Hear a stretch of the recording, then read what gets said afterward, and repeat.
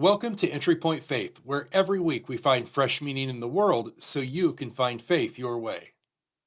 This week's message is titled, Welcome Home. Home sweet home is an English idiom that implies that a person's home is preferable to all other places.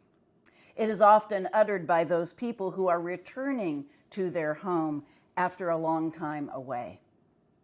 The Wizard of Oz gave us the phrase, "There's no place like home." And in fact, the entire movie centers around Dorothy's desire to get back home. Well, here at Entry Point, we have desired to get back home as well. The past few years unsettled us, and we left our former home at Midwest Academy in Carmel.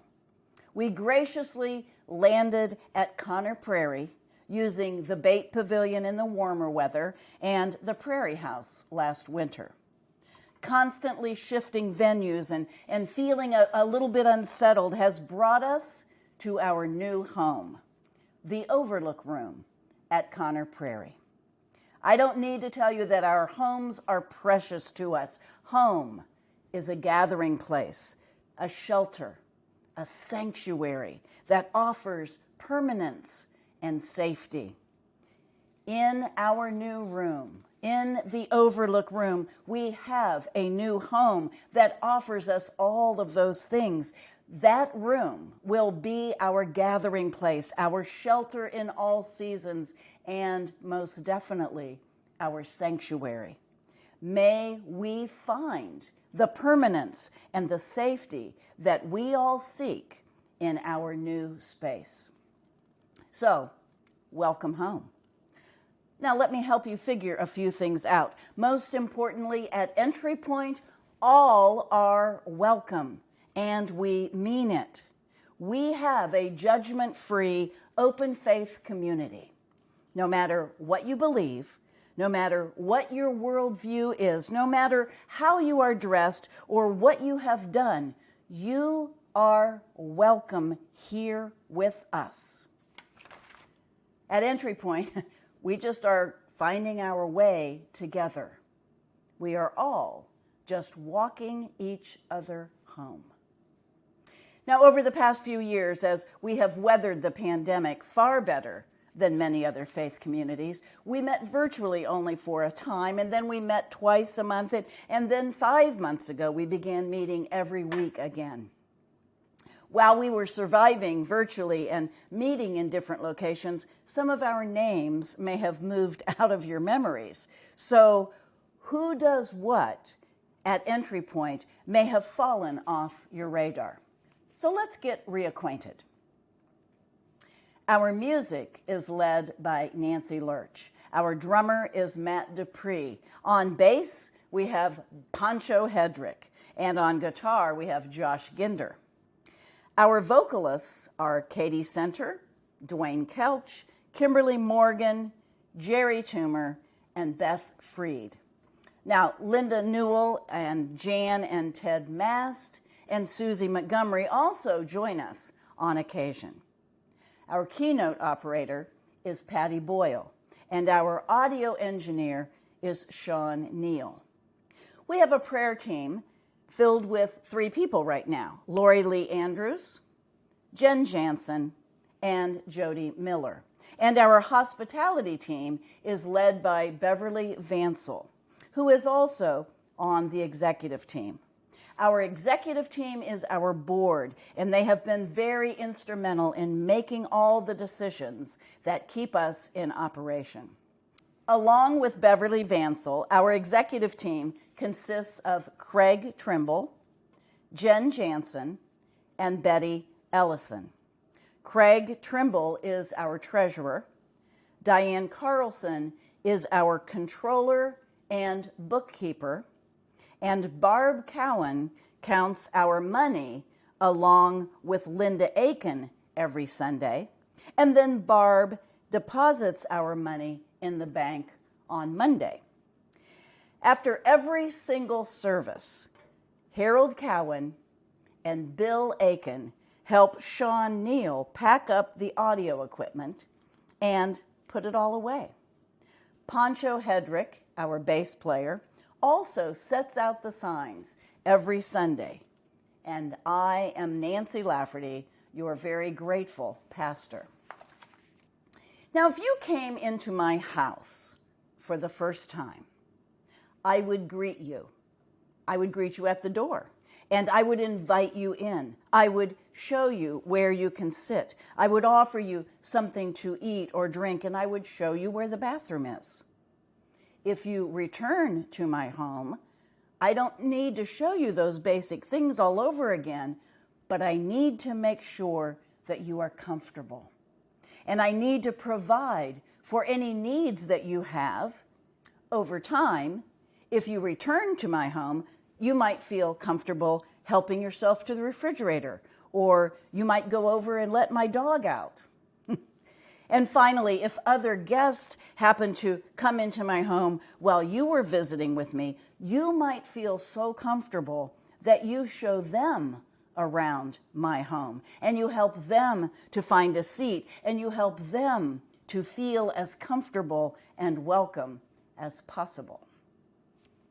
The same thing happens at church, right in the room we are meeting in our new home.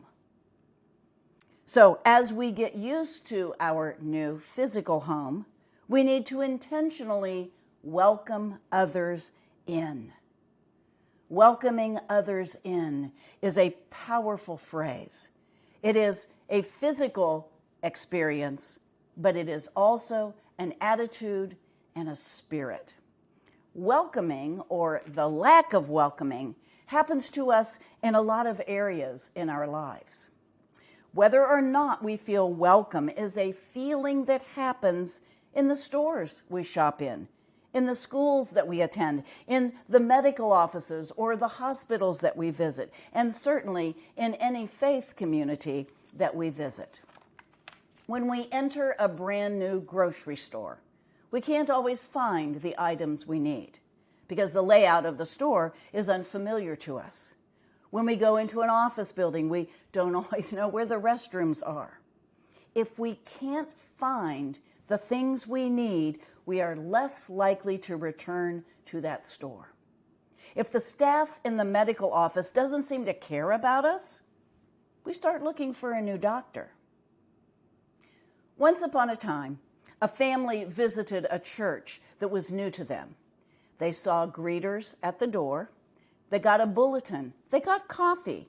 There were clear signs telling them where everything was, yet they decided not to return to that church. Why? Because throughout the entire experience, no one spoke to them. They received bulletins, hymnals, and smiles, but no words. The father wrote these words about his first and last visit to that church. There is no one in that church that noticed we were first-time visitors. The church administration or ministry team had no idea that we were even there. We left as anonymously as we arrived.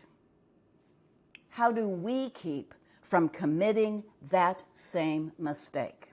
How do we make sure that we have covered all of the bases at entry point and that we are welcoming our guests to our community? One common mistake that many institutions and certainly faith communities often make is the use of insider language, both in printed programs and from the platform. Insider language presumes that you know who someone is talking about because you've spent time with those people. This happens when people use first names only or talk about places as though everyone automatically knows about them.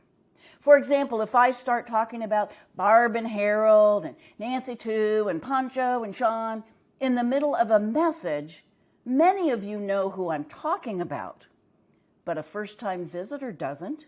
Not only do they not know these people by first name, but they also begin to feel left out. and like an outsider. And that's not the feeling we want anyone to feel when they are in our home. The best way to adjust our thinking is to follow this advice. See your church through their eyes. Pay attention to everything from the website and the parking lot to the signs and the reactions of church members. Try to see your own church from a first-time guest's point of view.